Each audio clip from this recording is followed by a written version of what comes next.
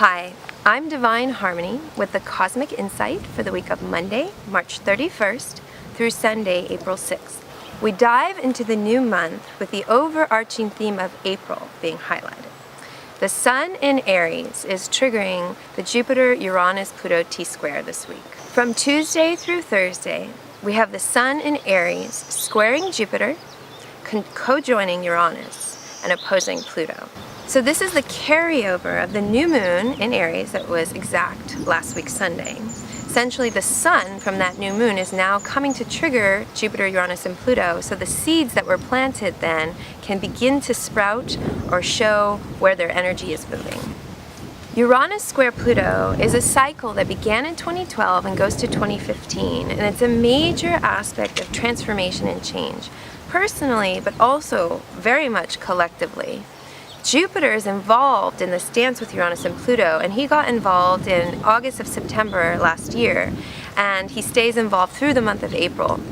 Uranus square Pluto is an amazing aspect that I kind of tell people a mantra to keep in mind for is breakdowns precede breakthroughs.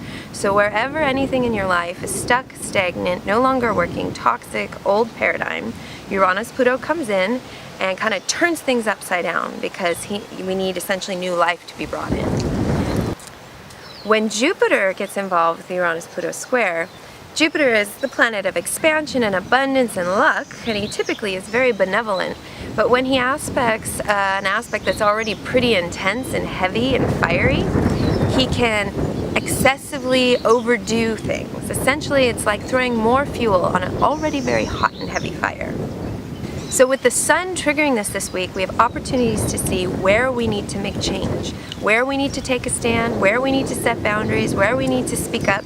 We also, though, need to be aware that Sun in Aries can get a little aggressive and conflictual. Aries is the warrior, and it's wonderful to take warrior-like action in our lives, but we need to be aware of the consequences because Aries can be a little impulsive, and words said or deeds done cannot be taken back. Good thing to keep in mind the entire month of April. Also on Wednesday, Mercury in Pisces trines Saturn in Scorpio. And this is a great aspect for getting serious and focused in our thinking, having serious communications, getting to the bottom of things, and being very masterful with our words, with others, and with ourselves. On Friday, Venus at the very last degree of Aquarius trines the North Node at the last degree of Libra. This is an interesting aspect because, first of all, the last degree of any sign is kind of a point of fruition, culmination, climax, completion. Essentially, we're trying to finish up the energy of the previous sign because we're about to head into the next sign. The other interesting thing to note is Venus actually is the ruler of the North Node right now. The nodes just moved into new signs in the last month, and so for about 18 to 19 months, the North Node in Libra shows that our evolution and growth is tied up with relationships and how we can compromise, collaborate, and work with others more effectively. It's all about finding balance between give and take, self and other, yin and yang, me and you.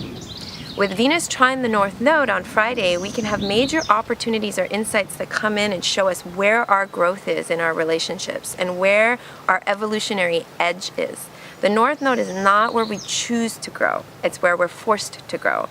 Later on, we'll appreciate it, but when we're in the middle of it, it's often the place that we want to run away from. So Friday, pay attention to insights that may arise that show you where your edge lies. Then on Saturday, Venus moves into Pisces. Her new home sign of Pisces is actually one of the places she is most comfortable in. Venus in Pisces is romantic, idealistic, very sweet, compassionate, unconditionally loving. It's a very sweet, idealistic placement, but we do need to be aware of the fact that Venus in Pisces can sometimes be delusional, illusory, confused when it comes to relationships, finances. Venus in Pisces doesn't want boundaries. She just wants to merge with the divine.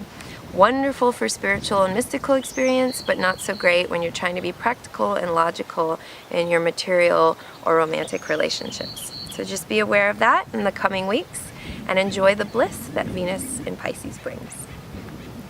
Yours in the stars.